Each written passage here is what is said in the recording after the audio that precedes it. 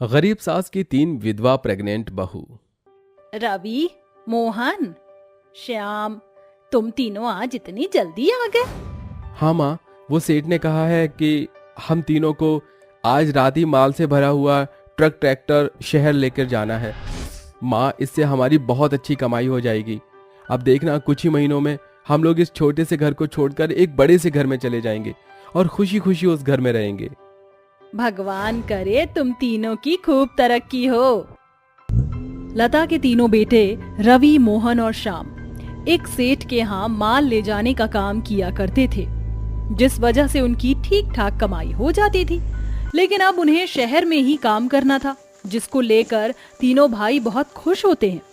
लता की तीनों बहुएं काजल, अनीता और ममता तीनों ही गर्भवती होती हैं। लता उनका खूब अच्छे से ध्यान रखती है।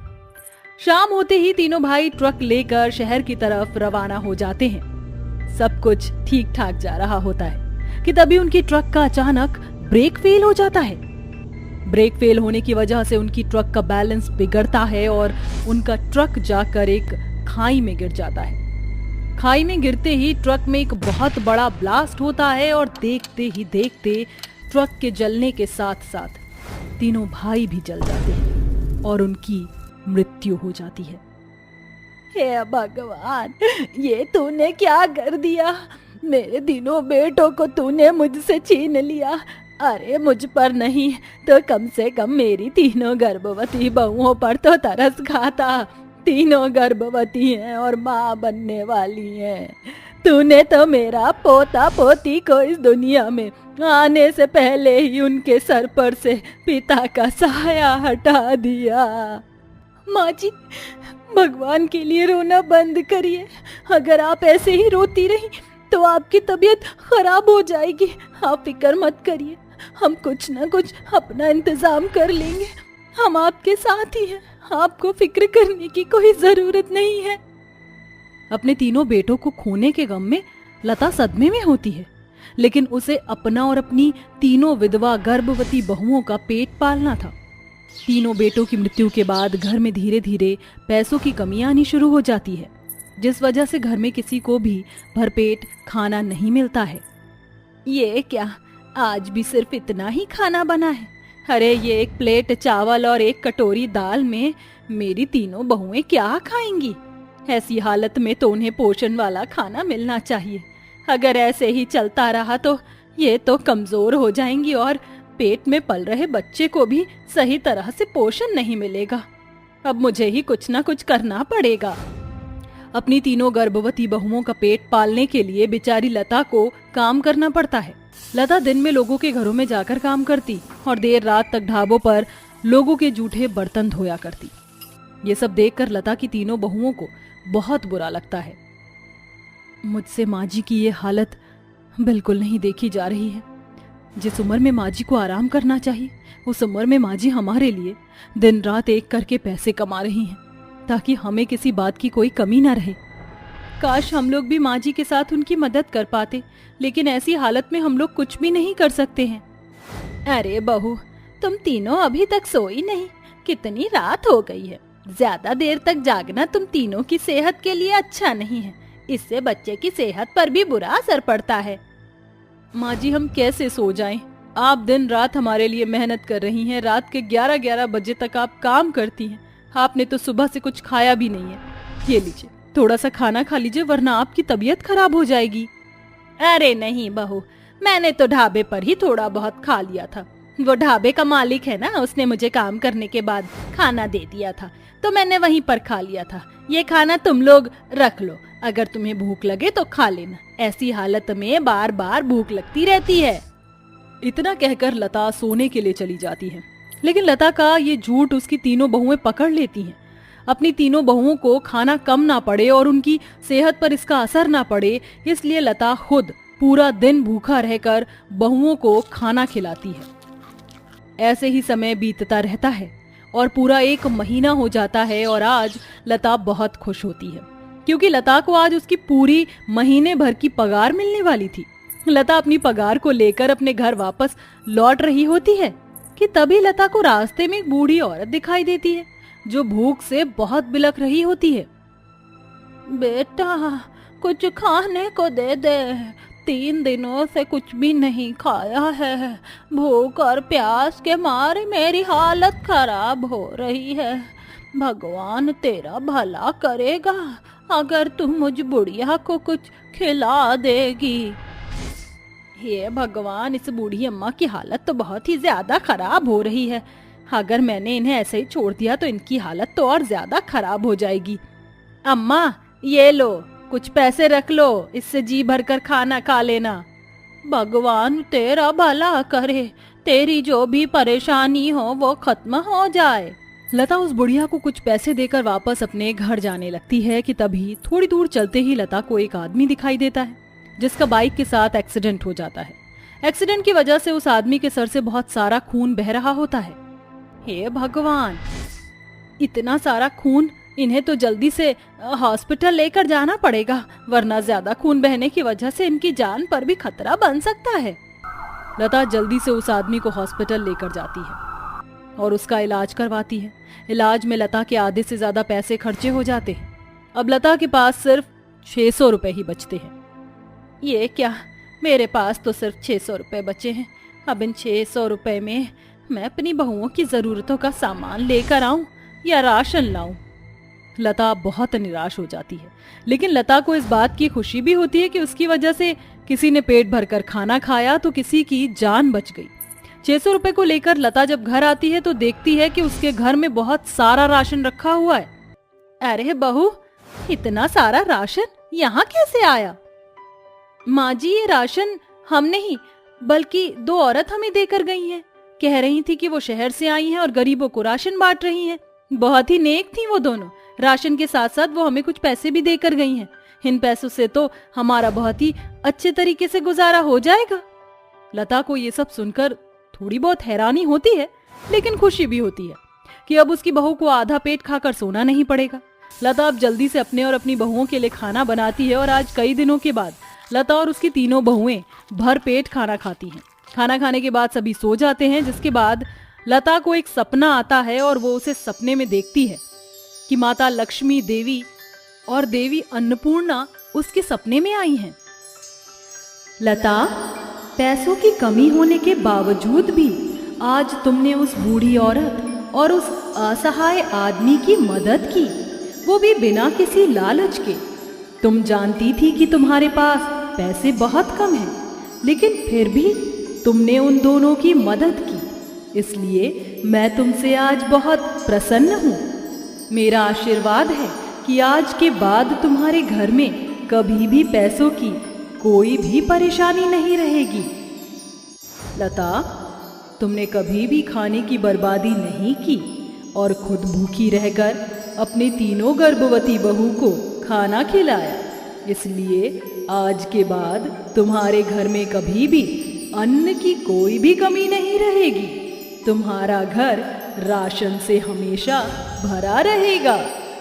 लता जैसे ही सुबह उठती है तो उसे सपना वही याद आता है, जिसके बाद लता जैसे ही चूल्हे के पास जाती है तो उसके चूल्हे के पास बहुत सारा राशन रखा होता है, जिसे देखकर लता बहुत खुश हो जाती है और लता के घर में अचानक बहुत सारे पैसे भी आ जाते हैं। लता उन पैसों की मदद से अपनी बहुओं के लिए एक बड़ा और अच्छा घर लेती है और अपनी और बहुओं की सारी जरूरतों को पूरा करती है।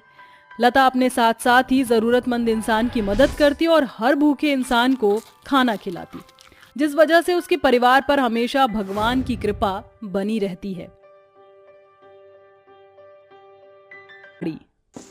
पंडित जी शीतल के घर पर 2 लड़कियों के रिश्ते लेकर आते हैं। अरे शीतल बहन, ये देखो, मैं तुम्हारे दोनों बेटों के लिए रिश्ता लेकर आया हूँ।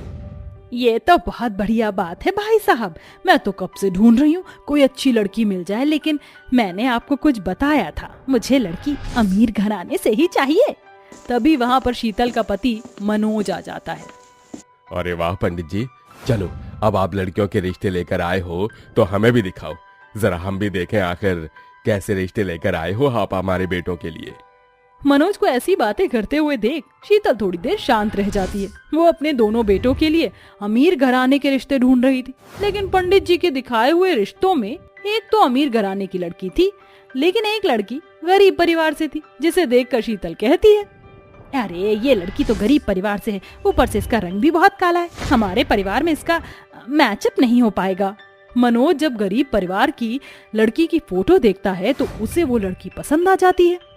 मुझे तो ये लड़की पसंद है और ये हमारे छोटे बेटे के लिए बिल्कुल परफेक्ट रहेगी। पंडित जी, मेरी तरफ से ये रिश्ता पक्का है, आप इस रिश्ते के लिए आगे बात करिए। अपने पति के आगे शीतल की नहीं चल सकती थी, इसलिए वो कुछ बोलती भी नहीं। अपने पति के जाने के बाद वो पंडित से कहती है, पंडित जी क्या जरूरत थी उस काली कलूटी लड़की की फोटो लेकर आने की, इससे अच्छा होता कि आप उसकी फोटो लाते ही नहीं। खैर अब मैं कुछ कह नहीं सकती, मनोज जी ने रिश्ते की बात पक्की कर दी है और मेरी तरफ से ये गोरी सुंदर अमीर लड़की का रिश्ता पक्का है।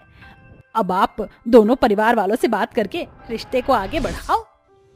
शीतल की बात सुनने के बाद पंडित जी रिश्ते की बात बढ़ाना शुरू कर देते हैं। शीतल के दोनों बेटे कामयाब थे, जिसके चलते लड़की के माता पिता शादी के लिए तैयार हो जाते हैं। कुछ दिनों में शादी की रस्में शुरू हो जाती हैं और शीतल अपनी दोनों बहुओं को अपने बेटों से शादी करवाकर अपने घर ले आती है और उनका गृह प्रवेश करने लगती है। गृह प्रवेश के समय वो केवल अपनी गोरी और अमीर बहू का ही गृह प्रवेश कराती है। आओ बहू, अंदर तुम्हारा हार्दिक स्वागत है इस घर में। शीतल ऐसा कहकर पारुल की आरती उतारती है और उसे घर के अंदर ले आती है। तो वहीं अपनी काली बहू काजल की तरफ एक नजर भर के भी नहीं देखती है। एक तरफ शीतल अपनी गोरी और अमीर बहू को सभी मेहमानों के पास बैठा देती है, तो दूसरी तरफ वो अपनी काली बहू काजल को अपनी गोरी बहू से दूर बैठाती है। तुम यहीं पर बैठी रहना, कहीं पर मत जाना, यहीं पर तुम्हारी मुंह दिखाई की रस्म हो जाएगी। शीतल कुछ ही देर में अपनी दोनों बहुओं के लिए मुंह दिखाई की रस्म को शुरू करने की बात सभी औरतों से कहती है। अरे लगता है सारी औरतें बेचैन हैं मेरी प्यारी सुंदर सी गोरी सी बहू को देखने के लिए। आखिर होना भी चाहिए, मैंने बड़ी ही मुश्किलों के बाद अपनी बहू को ढूंढा है। चलो फिर एक एक करके आ जाओ और मेरी प्यारी बहू की मुंह दिखाई की रस्म को शुरू करो। शीतल के कहने पर एक के बाद एक गांव की औरत उसकी बड़ी बहू की मुंह दिखाई करने आने लगती है। कभी कोई गिफ्ट लेकर आती तो कभी कोई साड़ी और गहने। इसी प्रकार पारुल की गोदी में खूब सारी भीड़ लग जाती है। तो वहीं काजल बेचारी की मुंह दिखाई हर कोई नहीं करता, केवल एक या दो औरत ही करती, वो भी उसे कुछ नहीं देती। शीतल आंटी, अब तो आपकी बारी है मुंह दिखाई करने की। हम सब ने तो आपकी बहू की मुंह दिखाई कर ली, अब देखते हैं आप अपनी बहू को मुंह दिखाई में क्या दोगी। पूजा के कहने पर शीतल बहुत खुशी से अपने कमरे में जाती है और ढेर सारी बनारसी साड़ी उठा कर लाती है। वहां पर सभी औरतें जैसे ही बनारसी साड़ियां देखती हैं, सबके मुंह फटे के फटे रह जाते हैं। बाप रे बाप, इतनी महंगी महंगी बनारसी साड़ी! अरे मुझे तो लगता है सारा खजाना शीतल बहन के घर में ही है। देखो तो सही, अपनी बहुओं के लिए बनारसी साड़ियां लेकर आई है। बात महंगी बनारसी साड़ियां हैं, अभी तो हमारे गांव में किसी की भी बहू ने नहीं पहनी होगी ऐसी बनारसी साड़ी। देखो तो शहर से सबसे बढ़िया डिजाइन बनवा कर लाई हूँ अपनी बहू के लिए। ऐसा कहने के बाद शीतल अपनी गोरी अमीर बहू की मुंह दिखाई करती है और उसे तोहफे के रूप में सारी की सारी बनारसी साड़ियां दे देती है, जिन्हें देखकर पारुल बहुत खुश होती है। वाह क्या बात है, और क्या डिजाइन है इन सभी साड़ियों के। मुझे तो बनारसी साड़ियां बहुत पसंद है। सच में आज तो माँ जी ने मेरा दिल ही खुश कर दिया। अरे अब तो मेरी इकलौती बहू है तो तुझे खुश तो करूंगी ही ना। तभी वहां पर हेमलता कहती है, अरे बहन शीतल, ये सब क्या है? तूने अपनी छोटी बहू को एक भी शगुन का तोहफा नहीं बचा के रखा। हे भगवान, मैं तो अपनी छोटी बहू के बारे में भूल ही गई। खैर अब तो मैंने सारे तोहफे पारुल को पकड़ा दिए और फिर तोहफे तो एक बार देने के बाद वापस लिए भी नहीं जाते। वैसे काजल को देखकर मुझे नहीं लगता कि वो इन बनारसी साड़ियों में इंटरेस्टेड होगी। तभी काजल खुशी से कहती है, नहीं माँ जी, ऐसी बात नहीं है, बल्कि मुझे तो बनारसी साड़ियाँ बहुत पसंद हैं। ये बंधने के बाद बहुत प्यारी लगती हैं। हाँ हाँ, तुझ जैसी गरीब को तो ऐसी महंगी महंगी बनारसी साड़ियाँ प्यारी ही लगेंगी, क्योंकि जिंदगी में कभी देखने को तो नसीब नहीं हुई होंगी। ऊपर से दहेज में तिनका तक नहीं लेकर आई। कम से कम मेरी अमीर बहू दहेज में खूब सारा सामान तो लेकर आई है। क्या हुआ माँ जी, क्या सोच रहे हो आप अपने मन में? अरे अरे भला मैं कुछ सोच सकती हूँ क्या? मैंने कुछ नहीं सोचा। खैर छोड़ो, बाकी की रस्में कर लेते हैं। शीतल अपनी अमीर बहू के साथ तो बहुत अच्छा व्यवहार करती, लेकिन वो काजल के साथ बहुत बुरा व्यवहार करती थी। और यहाँ तक कि उसे शगुन में एक बनारसी साड़ी तक नहीं देती। वहीं अब शीतल ने अपनी अमीर बहू को सर पर चढ़ा दिया था। जब भी कोई बात होती तो उसकी बड़ी बहू उसके ऊपर चीखती चिल्लाती, लेकिन शीतल उसे नजरअंदाज कर देती। तो वहीं उसकी काली बहू उसकी बहुत परवाह करती, लेकिन शीतल कभी उसकी तरफ जरा भी ध्यान नहीं देती। एक दिन पर उनको एक पार्टी में जाना होता है और वो अपनी बनारसी साड़ी निकाल कर रख देती है। अरे अरे, मैं तो पारुल के लिए कॉफी बनाकर लेकर आई थी, लगता है वो यहाँ पर है नहीं, इसके बेड पर ही रख देती हूँ। शीतल कॉफी वहीं पर रखकर चली जाती है। कुछ ही देर में वहाँ बिल्ली आ जाती है और उस कॉफी को मुंह लगाकर गिरा देती है, जिसके बाद बेड पर रखी हुई पारुल की बनारसी साड़ी पूरी तरह बर्बाद हो जाती है और वो ये देखकर बहुत ज्यादा गुस्सा हो जाती है। पारुल बनारसी साड़ी को उठाकर अपनी सास के पास ले जाती है और सबसे पहले उसे एक जोरदार तमाचा मारती है। ये सब तुमने ही किया है ना? क्या जरूरत थी मेरे कमरे में कॉफी लेकर आने की? अरे तुम्हारी वजह से मेरी कितनी महंगी बनारसी साड़ी खराब हुई है, तुमने इसके बारे में एक बार भी सोचा? तभी वहां पर काजल आ जाती है और ये सब देखकर अपनी जेठानी से कहती है, जेठानी जी, ये कहाँ की बदतमीजी है? अरे ये तुम्हारी माँ जैसी हैं, अगर माँ जैसी नहीं मान सकती तो कम से कम सास का ही दर्जा दे दो। और हाँ, आज तो ये हरकत कर दी है, लेकिन आइंदा मत करना। मैं अपनी सास के साथ ये बदतमीजी कभी बर्दाश्त नहीं कर सकती। काजल को अपने लिए बोलते हुए देख शीतल को बहुत खुशी मिलती है, जिसके चलते उसे अपनी गलती का पछतावा भी होता है और वो माफी मांगने के लिए काजल से कहती है, मुझे माफ करना काजल, मैंने तुम्हारे साथ बहुत ही ज्यादती की है, तुम्हारे साथ बहुत बदतमीजी की, मुझे ऐसा नहीं करना चाहिए था। तुम जितनी रंग की काली हो उतनी ही अंदर से साफ हो। आजकल तो गोरी चमड़ी वाले लोग भी दोगलापन करके दिखा देते हैं, जैसे कि बड़ी बहू ने किया। जो हुआ उसे भूल जाइए, आप मेरी सास से बढ़कर माँ हो और मैं आपको ये दर्जा हमेशा ऐसे ही देती रहूंगी। दोनों सास बहू एक दूसरे को गले से लगा लेती हैं, जिसके बाद पारुल को भी अपनी गलती का एहसास होता है और वो भी अपनी सास और देवरानी से माफी मांगती है। जिसके बाद शीतल अपनी काली बहू के लिए कई सारी प्यारी प्यारी बनारसी साड़ी खरीदती है और उसे तोहफे के तौर पर देती है। ये लो बहू, जो गलती मैंने बहुत पहले की थी अब मैं उसे सुधारना चाहती हूँ। तुम्हें बनारसी साड़ी पहनने का बहुत शौक है ना, इसीलिए मैं तुम्हें ये गिफ्ट में दे रही हूँ, इन्हें रख लो। पहली बार अपनी सास को अपने लिए कुछ करता हुआ देख काजल को बहुत खुशी मिलती है। उस दिन के बाद से वो अपने ससुराल में खुशी खुशी रहने लगती है।